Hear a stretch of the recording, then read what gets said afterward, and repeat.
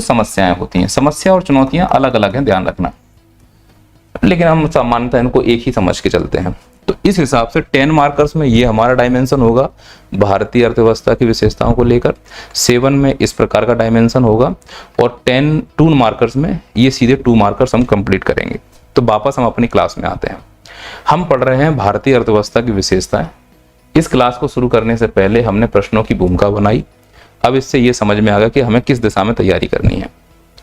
पर दिशा में तैयारी करने से पहले टॉपिक का नाम एक बार फिर से सुनते हैं, विशेषताएं। विशेषता और प्रवृत्ति प्रकृति देखने में एक जैसा है, पर रियलिटी यह है कि इन तीनों में जमीन आसमान का अंतर है।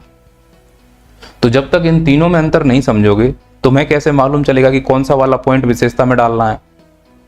तो सबसे पहले इनकी इंजीनियरिंग कर लो, इनमें डिफरेंशिएशन कर लो, फिर तुम्हें स्पष्ट रहेगा कि यही विशेषता है, बाकी सब प्रकृति या प्रवृत्ति हैं।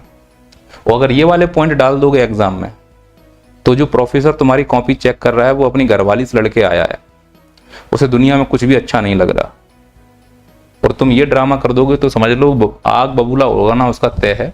तो आइए हम पहले समझ बनाते हैं कि विशेषता, प्रकृति और प्रवृत्ति में क्या अंतर है।